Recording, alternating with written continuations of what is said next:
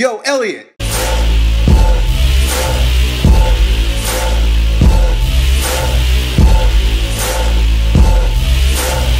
Got this question from Eric V, that's what he calls himself.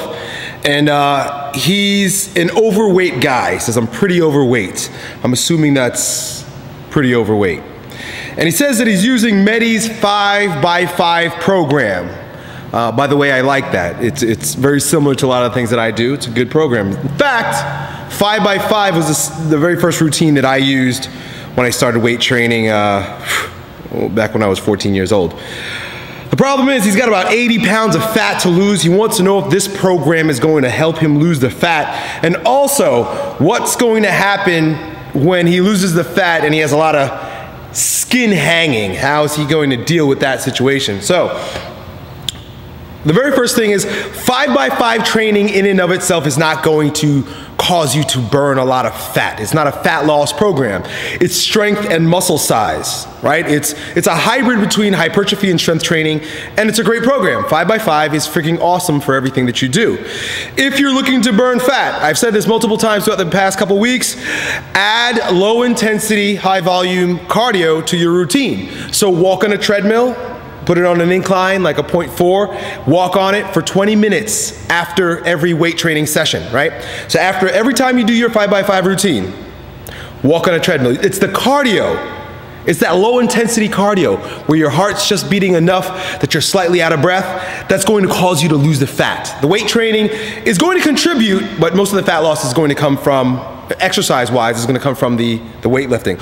Also, I know this isn't a diet question, but keep your calories slightly under maintenance, right?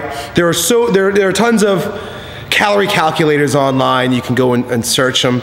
And what you're gonna find is, look for is your basal metabolic rate. Basically, how many calories would it take for you to maintain your weight and then drop a few calories below that, maybe 200-300 calories below that, right?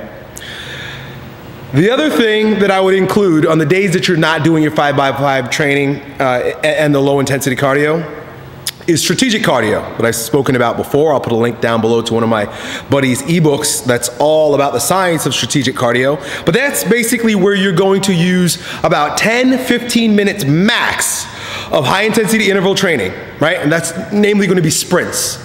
On and off, 1 minute on, 1 minute off, or 30 seconds on, 1 minute off, right? Depending on how you feel that particular day. For about 10 minutes, then do your cardio.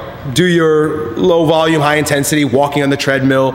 I do it sometimes with dragging a light sled behind me. You can carry dumbbells, but basically walking and being slightly out of breath. Do that for about 20 minutes and then finish this strategic cardio routine with about 1 minute on, 1 minute off of sprinting again. Right? Now, obviously, it's going to be, you're going to be a lot slower and you're going to be tired, but you're really draining the last bits of glycogen from your muscle with that. Do that on, say, Tuesday and Thursday. So if you're doing 5x5 Monday, Wednesday, Friday, that's great. Build your muscle. Muscle's going to help you burn fat. Add the cardio at the end of each one of those, and then do the strategic cardio routine that I just described to you on the days that you're not training. Take the weekends off. Calories, like I said. That's it, man. It's a no-brainer. It's just a matter of doing it. Now, with regard to the skin that you're going to, the excessive skin that you're going to experience, I don't know what's going to happen because everyone's different. I do know that if you have a healthy diet, which includes healthy fats, fish oil, that your skin is going to be more elastic than someone who eats shitty food and smokes cigarettes.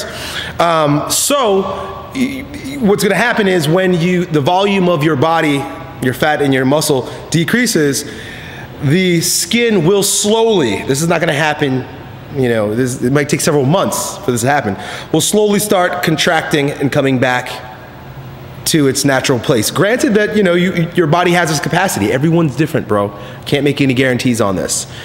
And that would be great. That'd be awesome for you if that does happen. If it doesn't happen, well, I think there are surgeries and things, but I wouldn't worry too much about it. You're kind of, if you start thinking about that, you're basically looking for obstacles to cross, bridges to cross before you even get to it. You don't know what's gonna happen, right? So just don't even think about it.